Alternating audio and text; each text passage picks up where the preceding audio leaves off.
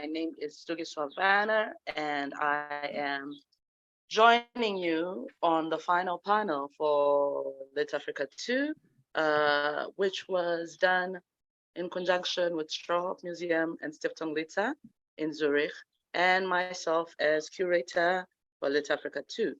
The first part involved Al Imfeld's work, his interviews with African writers from across the continent. And the second part involved an exhibition that opened on June 16 and is ongoing until September 3. And this exhibition has 8 visual art, it's got 8 writers and 8 other artists, amongst them visual artists, performance artists, and I'm lucky to have 2 of the performance artists that interpreted some of this work today. Prudence Katomeni is joining us from Zimbabwe and is a musician, and Maïmouna Jallow is an actress, and she's joining us. Maïmouna, where are you? Are you in Portugal? No, I'm in near Barcelona. Okay, all right. Maïmouna is joining us near Barca. So welcome, guys, to the panel. Thank you. Thank you.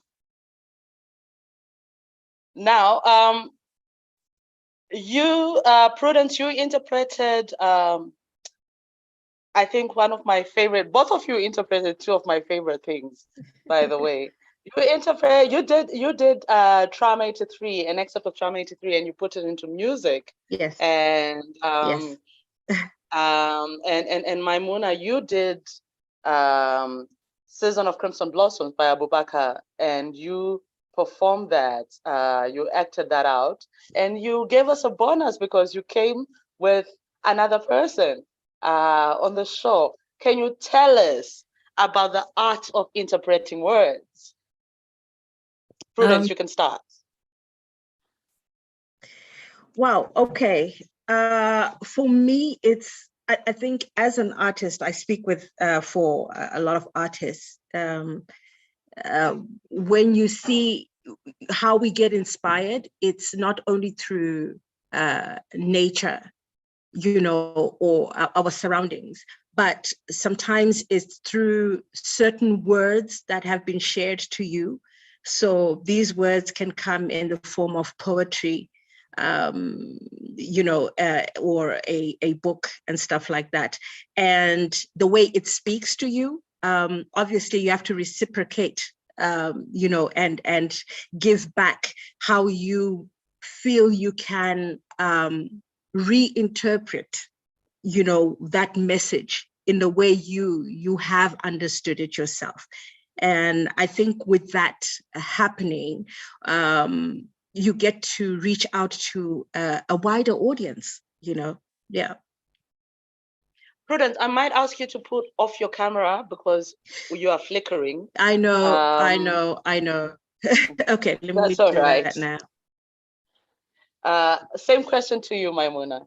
How was that for you, the interpretation? Well, I love the process of adaptation and reinterpreting and reimagining something that has already been birthed by somebody else.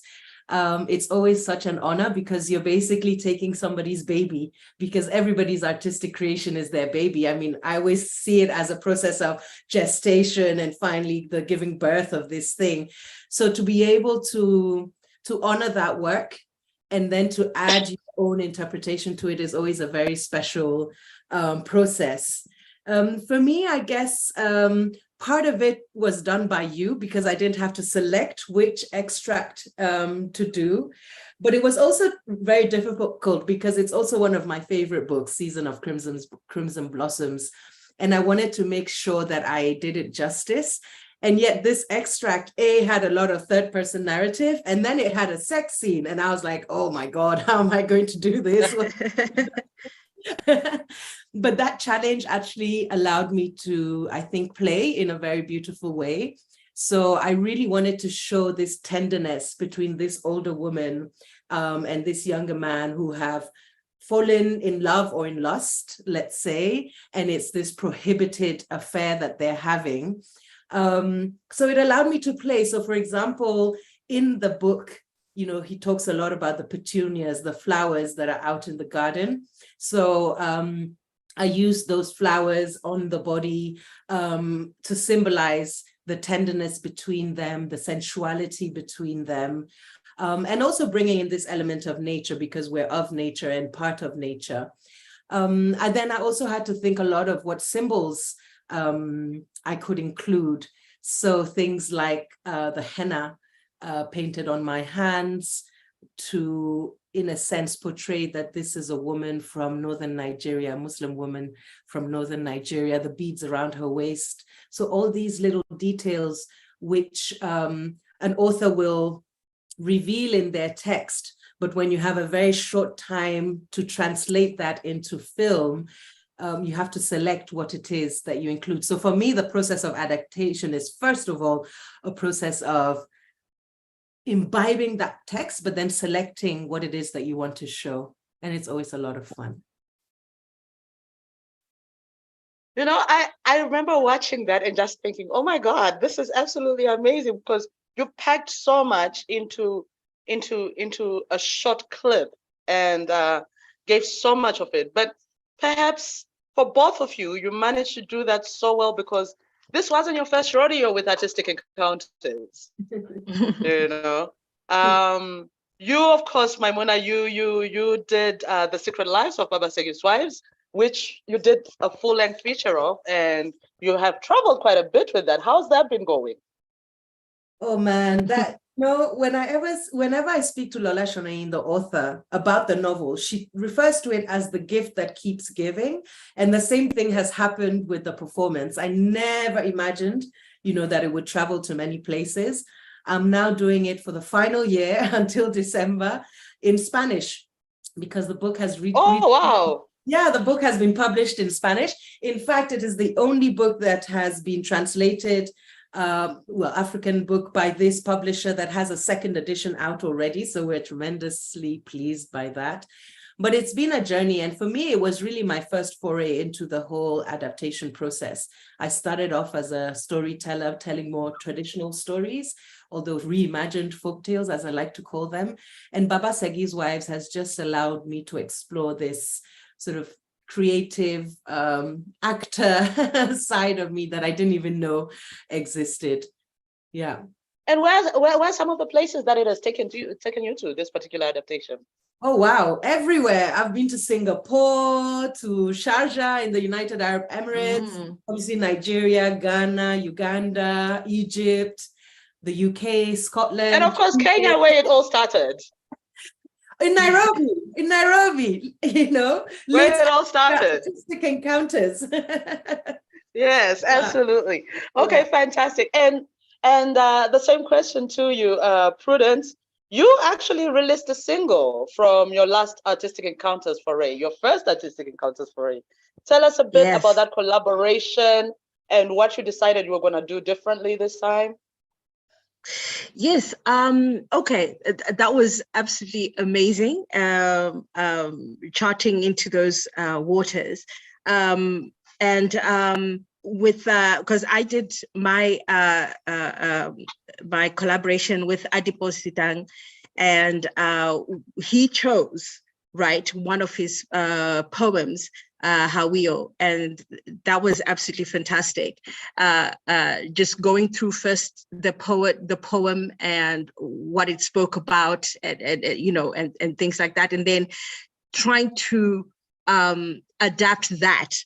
I'm a musician who usually travels with either an accompanist, like a pianist, a guitarist, a band. But for this one, I had to be a one-man band. I play the mbira, but I think you have more confidence in my playing than I do.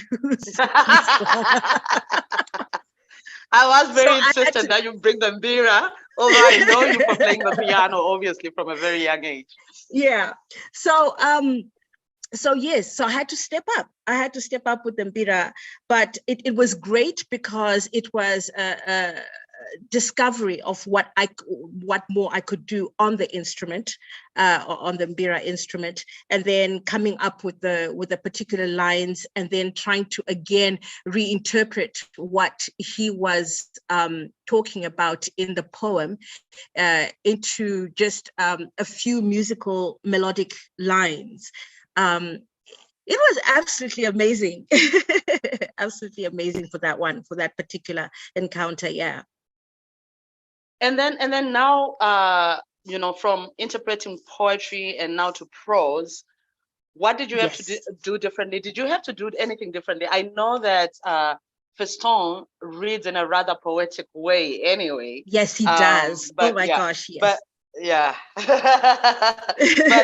But what did you have to rethink? What did you have to refigure as you were working through it? Well, what I can tell you is I got to, because when you're singing as well, you have to go into character, just like, acting and stuff like that. And from the excerpt that you chose, for whatever reason, one of the ladies of the night spoke very loud. And for me, then when I started to write the piece, it was more from her perspective. And it's a character that I've dabbled a little bit in acting, but I've always been cast in. Ma'am, I'm sorry, a little bit. Sweet, we know you were in movies. But you understand, the characters are always the sweet, the church-going girl, and so on. So this was absolutely exciting, being interpreting that particular character, the lady of the night, and writing in that perspective. So I guess what was different is discovering that particular side of me that I had to search for, and and expressing it through music. Yeah. Right. Over to you, Maïmouna. The first time I started knowing you as a communications person, and then you really just went full on into art. What led to this, and how are you maneuvering it, perhaps as a person coming from not just a continent, but a world that questions the whole idea of art as or artistic pursuits as rather frivolous and shallow? Gosh, how are you doing it as a full-time job? Anybody who thinks that should remember the pandemic and what kept them alive, which was books and music and art, all forms of art. Just before answering that, I wanted to bounce off what Prudence says, because you did really challenge us the same way Prudence had to, sort of get into this character that was different from her. For me, actually, this video, Season of Crimson Blossoms, was the first time I was acting to camera. So I've made a film and I've directed it, but I had never acted on film. And suddenly there was this camera right in my face, and which captures all your expressions, unlike on the stage where you're sort of have to exaggerate more because you're a distance away from the audience. So that was very exciting. And also the decision to perform it and direct, I was like, maybe next time you shouldn't do that. But obviously, limited time. You did an amazing job of it. I think also there was the intimacy, how you played out the sex scene with the hibiscus, with the flower and stuff and everything. I thought that was like very nicely done. Very, it teased us, it teased the audience, but it didn't tell us. We knew it was beautiful. So I don't know whether I would have been able to do something that amazing, but yeah. Thank you. Several things helped. I think having a woman filmmaker who was also, I think there's a certain sensuality that came out. So the person who was filming it is a woman. For me, that was important. She brought in these elements of saying, let's put some leaves near the camera so you get this kind of effect. And then also the fact that Malik, the male actor, didn't speak English. So therefore we had to do his voiceover. Somebody else had to record his voice. But then again, Oh, wow, I had no idea. Yeah, little tricks of, That was a trade. But he didn't speak English. So I got a friend in London to do the voiceover. He goes by Entire. But then in a sense, it worked because I very much wanted to be her story. So the fact that he remains silent and that we only hear his voice as a voice that's far away, that is being voiced over, for me then worked with what I was trying to say, which was that whilst there's this love story between the two of them, very much it's her recounting, It is a story, yeah. Yeah. So I just wanted to add that you have pushed us and challenged us. And I think that's what's really nice with artistic encounters, that it allows us to experiment and explore. And for me, it was definitely my first time exploring being on camera. And it was quite enjoyable, although sometimes I felt like cringing, but it was quite enjoyable. I tell you now, Abubakar loved it. And I don't know anybody who's seen it who hasn't loved it, Oh, great. Oh, That's such a pleasure, because one thing you want is for the person whose baby you have taken to at least approve of it. So I was very glad when he said that he was happy with the final product. In terms of, where this artistic journey has taken me. So as you know, when we met, I was a recovering journalist working in communications. And I think for me, the impetus was really, I guess, when you work in comms or as a journalist, you're always being told what to say, or they're big limits in terms of what you can say. You're either there to report facts and be objective, or to pass on a message. And for me, being able to work in the performance space through stories has allowed me to say the things that I want to say, and to choose what I say. So for example, with Baba Segi's Wives, although it's not originally my text, it was really an opportunity to talk about things that certain women face on our continent, without making them, victims, or, they giving them agency.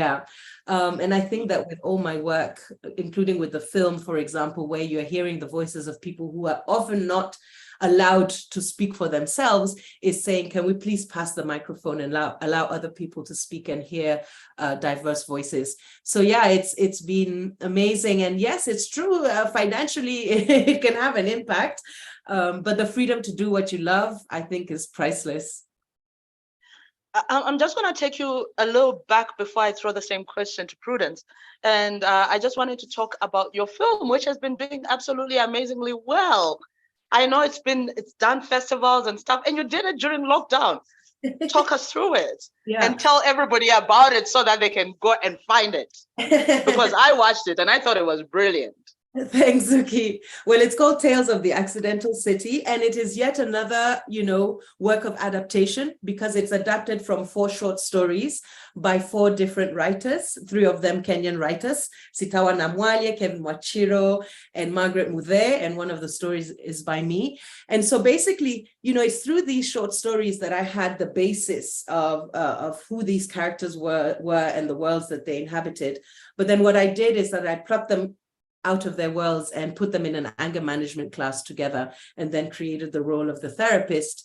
And essentially, yes, it was a film created during lockdown. So all the action takes place on a Zoom call. I think it's definitely a film of its time.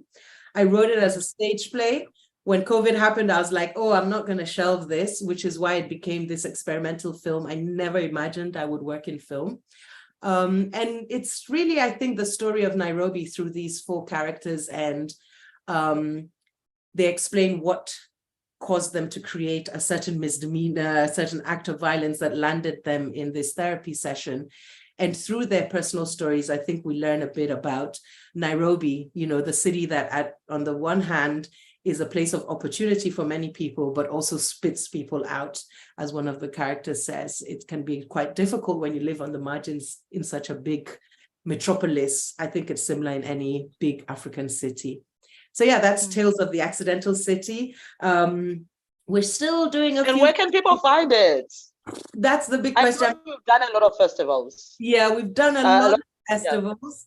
Now we're trying to get it on a platform, but we still haven't been able to. But if by December it's not been taken up by one of these, platforms like Showmax or something, it will be available on YouTube because I want people to see it at the end of the day. Yeah.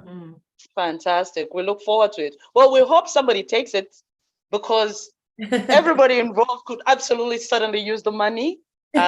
So that's, of course, our first thing. But if it must go to YouTube, then hopefully people will see it on YouTube. But we hope it doesn't go to YouTube. We hope Showmax, Netflix, we hope you're listening. Yes. Right. Prudence, same question to you. Well, with you, I've always known you as an artist. Like from primary school, you were like on stage singing sunrise, sunset, whatever, and playing and playing the piano and singing lead in school plays. And then you went on, of course, to do movies like More Time, but also like doing a lot of music, which is what both film and music is what Zimbabwe knows you most for, and I suppose Southern Africa as well. How has this journey been for you? I mean, there is that, and then you're dealing with an economy that kind of goes up and down all the time, and of course you are a parent to a very hands-on parent to quite a few boys in that household of yours. So how has it been working for you? Like this journey which you started, I've known you being an artist since you were like 10 or 9. That's true. That's so true. A journey that initially growing up in my family, they're musical, they were very strong Christians, and music was always a daily regime, kind of thing. So music was really a part of my family. But to be honest, the time we met, I never saw it as a career. Right? I just said, look, this is something that pretty much happens in our household. We come together, we sing during Christmas, birthdays, just before prayer and stuff like that. But obviously, the music teacher and being around other artists like Felix Mazzorera, Mrs. Reynolds, discovering Felix, Ricardo Batista, all those people. And Wina Samati, who's now really big on stage. Yes, exactly. Lucian Samati, as we know him. Exactly. So, having all those people around me, it was like, so I could do this. I really, it's enjoyable, and I could do it. And even though I didn't take it seriously until after post high school, it was definitely a big part of my life. Acting as well is something somebody else discovered that I could do when I was 14. And that's when I did my first movie. So it's something that the arts, music, acting, it's something that has always been around me, but especially in my younger age, but never really took it very seriously. Like, what, I could actually take this on, as a career. I think it is in my young adult life when then meeting other mainstream artists and getting to work with them. That's when I started really engaging this art form and doing all I can to polish it, get better at it, and see how best I can make a living out of it. And like you said, it's very difficult in Zimbabwe, trying to make, especially the time I started, it was something that was frowned upon, that, and so very difficult to try and make it into a career. I really appreciate the people who have always been around me, from comfort, from people like Mrs. Reynolds and other artists who kind of cheered me on and pushed me on. I think without them, I would have steered away and probably found work and making a living through other career paths. You would have been a school teacher. I think I'd have been a chiropractor. That's where I was actually going. I don't know what the fascination was, but definitely in that field. But funny that you say that, a teacher, because I think after I had my third baby, I decided I just needed to take a break and be more hands-on, because the support system that was helping when I would tour, when I had the first two boys, they had moved on with their lives and, kind of thing. So I didn't have that same support structure in place. So I had to be almost 100% hands-on with the kids. With that also then came a teaching opportunity. And at that time, I thought, look, with all the travels and experience, it's important that I shared this in a teaching environment to the younger generation, and also shine a light on how to do it better than probably how I had done. I did. So I've been I've been teaching, still doing that. It's a chapter that probably in its as a full-time teacher, that's kind of coming to an end, because obviously once an artist, it's always beckoning, it's calling you and so on. So I'm probably going to be going back almost full-time back on stage. The boys too they're out of the coop, and the others are, they can look after themselves. So I'm working on that, just going back into it, exploring more movies, because even through all this, I did do a couple more movies, explore theater, really go deep into the whole arts thing, because I truly believe now, if I didn't earlier in my years, I truly believe now that my purpose is to serve in the arts. That's definitely my purpose. Purpose is to serve in the arts. That's beautiful, actually. And perhaps let me bring you back to something that you said about passing on knowledge to the next generation, because so often I think you have a certain type of artist who thinks their generation is the last person to do it, the last generation to do it. And so there isn't that intergenerational engagement, and you're not doing it just in Zimbabwe. You were also like doing it like in Ethiopia and quite a few other countries on the African continent. And I think even in France you did some workshops and stuff. And how was that? Like, does it spur something in your creative process as well when you're like engaging with people who are not just like your generation, but like from other generations, and you find out, well, maybe I could do this thing differently? Or is it something like where you're like, are you a purist about my personality, my voice as an artist, and this is what Prudence Katomeni is, and therefore nobody else can dissuade me from this space? No, actually, first of all, working with the younger generation, it changes, it challenges, because you may go in thinking, things should be done in this certain way and that certain way. But if you listen to them, you can hear that it's their ideas, sometimes even though rough. These are ideas where the music industry, especially in Zimbabwe, is evolving. If that makes any sense, it's an opportunity for it to evolve and to become something, and to grow into something different. So I've then tended to become like a guide, through that whole process.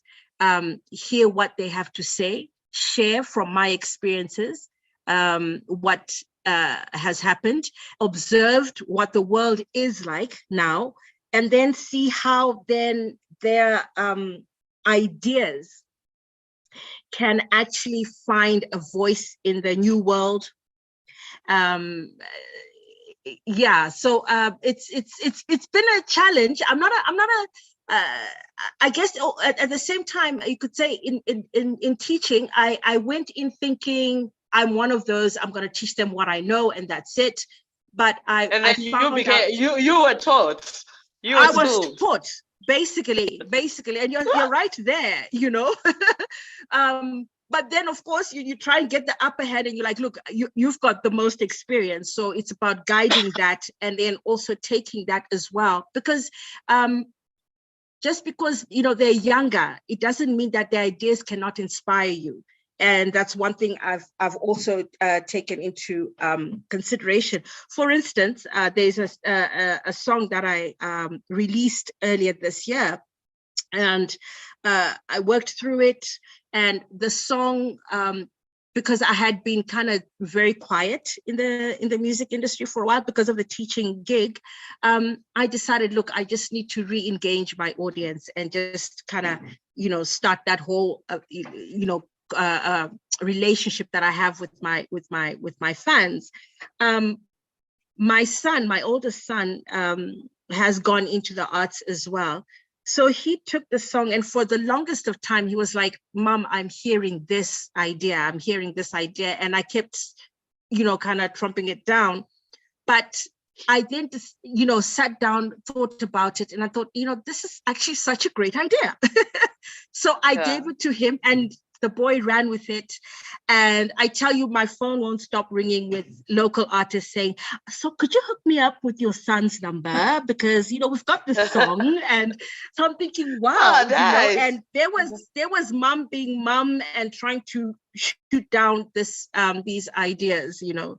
So yeah, I'm being schooled. Maïmouna, intergenerational dialogues. How have you learned from the youngers and the olders? And I know you've done quite a bit of work across generation in your art. Let's talk about that. So I think for me, there's been two parts to it.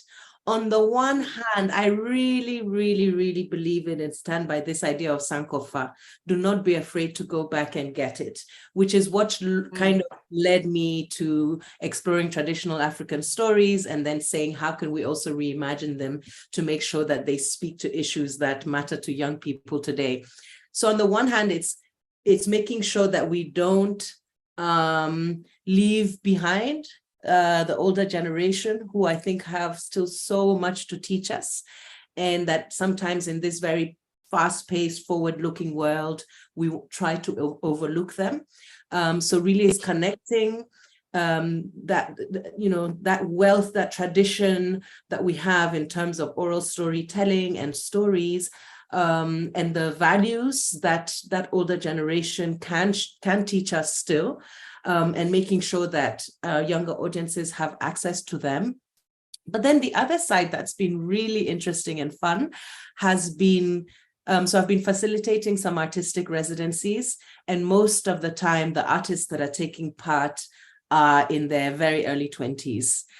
So perhaps they have 1, 2, 3 years experience.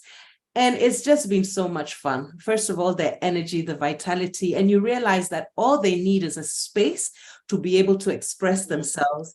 Because it's true, no matter where you are in this career, I think there's always this imposter syndrome that we carry with us. So to be able to have these young people in a space, allow them to see how much value they have, how much worth they have, that their ideas matter just as much as anybody else's. When you give them that kind of space to work in, it's just amazing what they create and what they produce. So I did one a couple of years ago now in Nairobi with 16 young artists, and they had 3 weeks to co-create and put together a show, and this was multidisciplinary. So you had sculpture, music, performance, acting, poetry, rap, everything you can imagine. And in just that little amount of time, they put together this performance called Look Me in the Eye, not the eye, but the eye, as in, the core of who I am. Me. Yeah, it was just, Uh-huh. honestly, for me, those experiences are priceless, because just like Prudence says, you learn as well. It's not just that you're teaching. I think more you're holding space, perhaps because of experience, because you've also been given the role of facilitating a process.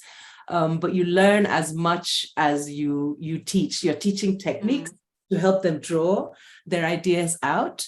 And perhaps production skills, because I think that's super important when you're putting together any kind of show. So, the the lists, I'm known for my lists, and making sure that, your transitions are on point. So those kinds of skills.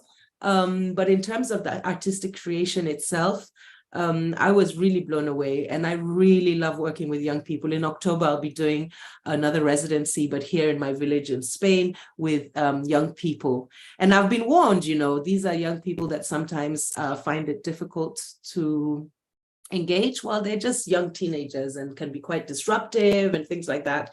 But I have a feeling that once you put them in a space where, from a very at an early stage, you establish that this is their space, and they will decide what comes out of it, and you give them the power to create what they want to create, that beautiful things come out of it. And definitely we have to be doing things across generations.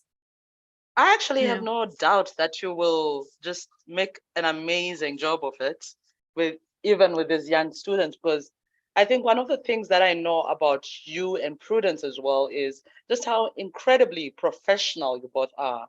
It's like art is, in a lot of ways, it's play, but it's work. And I think it's part of the reason why I think, like, even when I was curating this particular project, I was like, okay, I need these two particular people in this project, Excellent. At this point in time, I think we would like to, if there are any questions from the audience, Nicole, I don't know, are there any questions on YouTube or from the audience, or shall we continue with our conversation? Nicole? Yeah, there are no questions from YouTube so far. Okay, all right. We'll continue with the conversation, but if anybody at any point in time wants to ask questions, please go ahead. And so what next, Maïmouna? I mean, apart from this workshop and hopefully us seeing you on Showmax or Netflix, what next for you? What are the crazy artistic ideas that you have in mind? And you always come up with like new things, man. I mean, I'm thinking about even when you started with the story come, the adaptation of traditional fairy tales into making them more modern. But constantly, it's like you're always pushing the bar. What next? Well, what I'm super excited about at the moment is a musical that I wrote, that I've written, called Wata as in water, Pidgin English for water. I actually wrote this during the pandemic as well, but it's one of those that once the script was ready, I wasn't quite sure how to move it forward, and I felt a bit stuck with it. I think because I see it as a big production. So there's 26 cast members. There's original music, which is written and composed. And I want people like, Sheun Kuti to be on board. And what's his name in Senegal? Mukunda Sissoko. So it's just such a big thing, even for me. I tend to go big, but so the original music, choreography. I love the script. I feel that the script is ready. It's been through several processes of revision and rewriting. As you know, writing is rewriting. So I feel confident about the script. But it's just such an important project for me because when I wrote it because I was a bit disappointed. Our kids' schools in Nairobi, you go to see the school play and they're doing Cinderella or Rapunzel and these kinds of things. Yeah. Oh, God. So this Wata came out of that. I was saying, why don't we have African content plays that schools can do. And schools often need plays where every child has a role, even if it's just hitting a tambourine on the side, but that everybody is involved and that the 200 kids across all age, across 3-year groups are involved. So this is a bit. They always used to, Prudence will tell you this. My singing was so bad, they always had me in the chorus so that everybody else would drown my voice. And when it came to I was the person who did the triangle. Then, because so you just gave me some bad flashbacks right there. Well, this is a play that includes the triangle. Instead of the triangle, we'll have the drums, the flute, the mbira, all these instruments. So aside from basically it being very inclusive in the sense that it's big cast, if schools want to reproduce it, you can have, a lot of kids on stage and each of them has a role, whether they're good at dancing, then dancing, if it's music, then music. But also the story for me is very important because I call it a feminist celebration of African women heroes. And it's the story of it's an adventure story of twins who basically have to find a sacred seed to restore life in their community. Essentially, they live in an oasis, which is the last remaining oasis. The Sahara Desert has taken over and engulfed the entire continent, and they have to make sure that they preserve this oasis, but their water source has been cut off. So it's, yes, about climate, being aware of climate change and making sure that you remember that each individual can have some kind of impact, but also they're helped by their women ancestors along the way. So we revisit who is Ya Santewa, who is Mekatilile Wamenza, who is Hatshepsut. And through the stories that they tell by meeting these women tell them about their own struggles, how they fought against imperialism, but also give them clues as to how they need to unite and have courage to find the sacred seed. So the message is also important to me. So basically that sounds fascinating. Yeah. So you have that as a play. Have you ever considered to have it as prose? I know a publisher. Well, I will need a publisher because publishers can also, publish plays. The whole idea is absolutely. Yeah, to basically pull a team together to, stage this play in whatever big theater possible. But the idea is then to make the script available for free to schools with teaching guides and, educational exercises, so that at the end, the initial goal, which was to make sure that kids are not doing Cinderella at school, African kids, that, that this material is available to them. So that's the big project at the moment. I'm really trying to reach out to everybody that I know to see if there's any production money, if there's any theater that wants to take this on. But yeah, that's I think for me the next. That sounds absolutely exciting, and I can't wait to even talk to you more on it. Look at you, on my list. Maïmouna Shoyinka. To talk to. Maïmouna Shoyinka. Amen. Prudence, what's in the pot? Yes. What's cooking? What are we seeing from you in the next year, 2 years, etc.? Okay, so obviously first, like I said before, definitely do more in terms of recording my music. But when Maïmouna started talking about a musical, I literally had goosebumps all over. And this is why 15 years ago, I had a vocal trainer, a German vocal trainer. She had just visited from Germany. And we started talking about Great Zimbabwe. This is a historic space here in Zimbabwe, and the beautiful acoustics that are there. And she planted a seed, like, you should do a concert there. But over the last 15 years, it's been brewing into a musical. And why I had goosebumps, the storyline is still obviously shaping up, but it wants to, it's taking place pre-colonial era, but also giving a message that it's not only now that women are, I know, like right now, women are fighting to be heard, to have an equal standing in society. But I know from my parents' stories, from grandmothers, great-grandmothers' stories, how women also held a very powerful or decision-making positions in their communities because they could and they were given that space. So it's a fictional story, but it's going to be inspired by some of those stories that that I have heard from the many women who know of their grandmothers who were intelligent enough that they were given leadership roles in that time. So so when you were going on, I was like, wait a minute, what is this? Is this someone who's saying, Prue, you need to start working on this? Look, other people are doing it, other sisters are doing it around, you know, Africa. So you gotta get it going on. So it's a 15-year-old idea that's still kind of developing, but it has come to that musical stage. I have written a couple of pieces for it. I just need to do a bit of research because the space that it's supposed to either take place in or have some kind of influence from is this place called Mashingo, the Great Zimbabwe Ruins. So I may have to definitely do a research on that.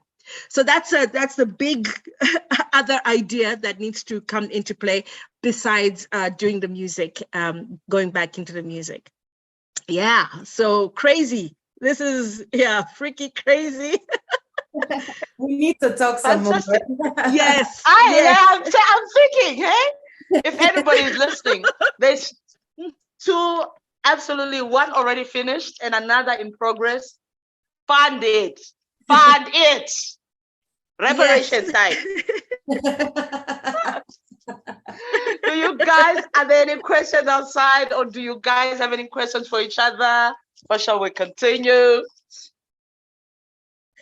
I think mine for Maïmouna, it's not more of a question, but a request that, look, we need to check on each other, especially with these projects. I need to, this idea is 15 years, and I think it's important that it starts getting to a place where it's going to be birthed. Yeah, absolutely, Prudence. And it's funny you say that, you know, for you, the story part is where you're saying, okay, I still need to do research. I have the story, but I don't, the music part, I'm kind of a bit lost, you know, so we have different skills, different experiences. And for me, working together, collaboration, I just think is the way to go. Especially, I know perhaps I shouldn't say this, but for me, my collaborations are always with women because I feel that there's a certain energy that we bring. There's a certain professionalism that we also bring. So you mentioned that word earlier, but I do think so. And I'm not saying that, okay, I'm never going to work with any male team members or anything, but my experience recently where I've worked with women teams, the editor of the film was a woman, the production coordinator, you know, it's just worked. I don't know. There's a certain energy. There's an energy, hey? Like a total vibe. Yeah. I'm telling you. Yeah. And I think we they will do, which is very important. Yes, absolutely. I think part of it is that we're constantly questioned, isn't it? So we then give it 120% or whatever, because we don't even want to be questioned and doubted. True. And can I ask you a question, because I am curious in terms of when you're creating new music, what comes to you first? Is it generally a melody, or is it the words? I'm just curious about the process. I've been asked that question, and I don't have a particular one process. Sometimes it's just a line, and I know that line has to be interpreted by a particular instrument, like maybe a bass line or a rhythm that's not being interpreted by drums, but maybe a horn section. Sometimes it's words. Sometimes it's a chord that I hear, and I decide to deconstruct it and manipulate it in a different way. So for me, the process is always, it comes to me differently all the time, and then it just develops from there. Yeah. Nice. Oh my goodness, Fantastic. yeah.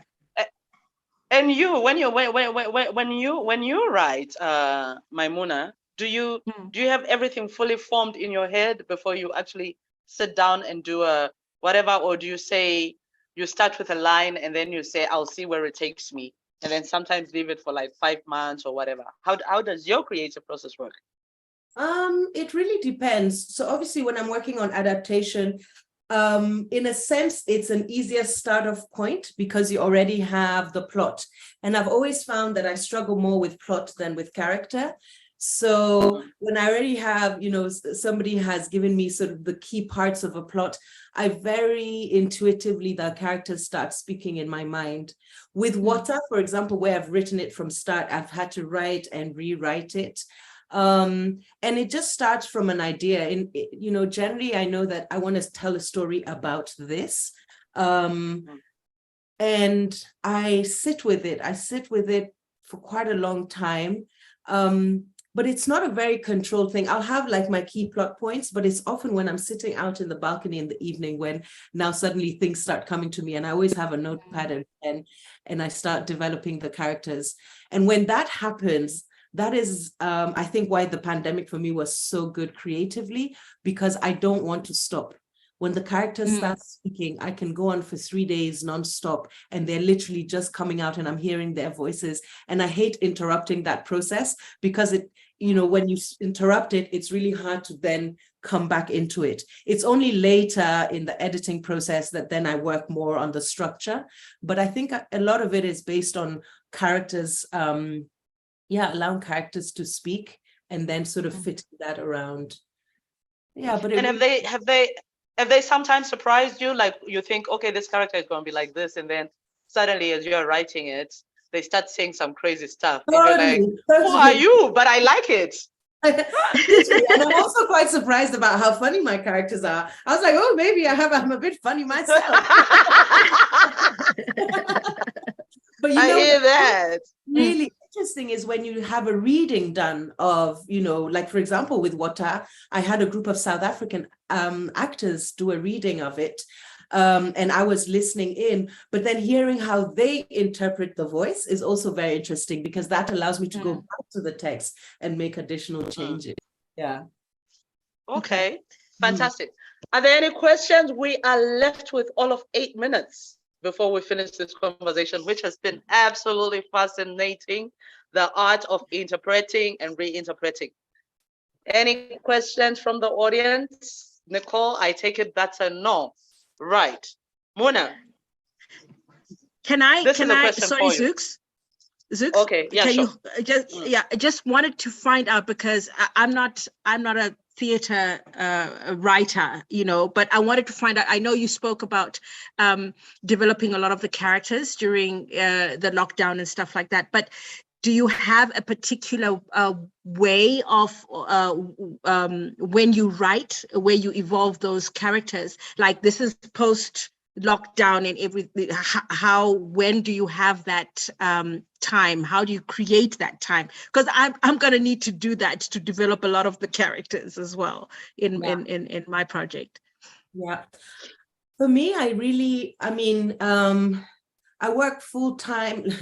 No, I don't work full time. That is at all. I give communications workshops and things like that. But for example, this Water script. So I completed it during the lockdown. It was then selected by Tram, which is this children's theater program. I know that one, yeah. Yeah, for some mentorship. So then I rewrote it, but that was what, two years ago? But it's only last month that I rewrote the entire script, because I felt ready for it. I had given it to a couple of readers, so I had their feedback. But initially, when I receive feedback, I'm always like, because it's your baby, right? I'm like, I have to sit on it for a while. So I gave myself time. When I reread the feedback, I was like, this makes complete sense. So then I started applying the feedback to the script. But I do also think, I don't know, there's a famous writer, I don't know if it was Ernest Hemingway, who was like, write drunk and edit sober. I think there's also that process where for me, when it's the splurging, the writing, it's quite informal, often notepad and pen, bits and pieces written in different notebooks and on the computer and stuff. And then it's when the editing process is taking part that I do it very soberly, let's say. But why was I able to do it last month? My son was away for a month, so I knew that I could do it uninterrupted. So for me, it's really on immersing myself in it and working on it day after day after day and printing it and then looking at it. So I guess a bit that's yeah. All right. I'll have to create that time then. Yeah. And that's Zuki, you've written so many books. I know you basically set yourself, you wake up at 4 a.m. and you say, I'm going to do this in 6 months, right? Yeah, she's incredible there. I actually don't have a choice, because if I'm going and I'm curating stuff and other stuff, what's it called? Artistic support services, if you will.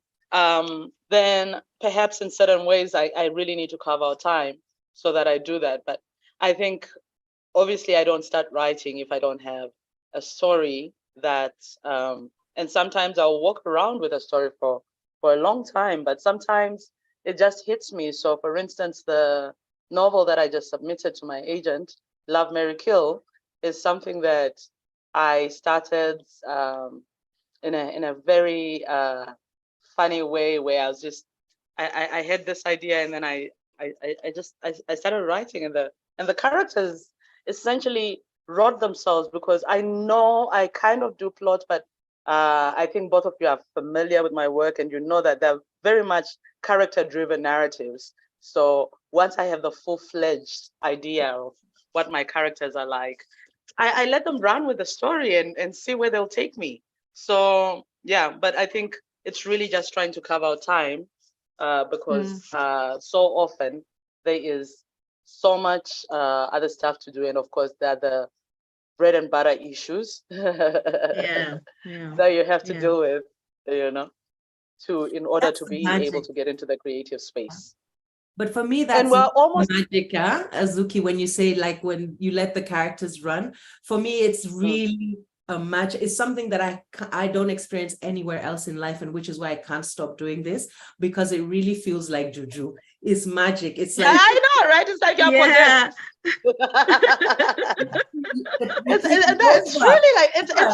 It's really like you're possessed. But I think that's why I also say, usually when I finish writing a manuscript, like a very first draft, because first draft is where it's at, thereafter you're just editing and rewriting and stuff. But when I finish writing a first draft, I usually have to just take 2 weeks off and just sleep and do nothing, because I'm exhausted.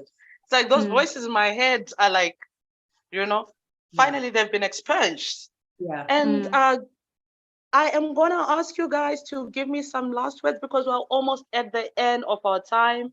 And, this has been fascinating, because it has been a conversation, but it has also been like a learning process. It's been like a masterclass. Thank you, guys. Last words, Prudence.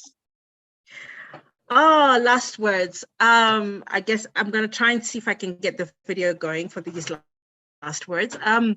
Last words is that maybe sharing with the upcoming generation is that never let anyone tell you that art is not important. It is more powerful than you can ever get to understand. And if it pulls you, and if you have something to say, do whatever you can to make sure that word is taken out into the world, because you never know what that message you hold, who it's going to change positively, who in the world it's going to affect positively. So yeah, that's my last word. Those are important words, Prudence, and I think maybe not just to the upcoming generation, but perhaps to us as parents and if our child has a talent, to nurture that and support them as much as we can. I know a friend of mine was very arts inclined, and his parents wanted him to be a doctor, so they forced him to be a doctor, and he ended up going through some serious depression and stuff for the rest of his short life, which he ended. And but I suppose that could also be said to me, because my son, who I think is very musically inclined, just told me that he wants to be a dentist, and I was very offended.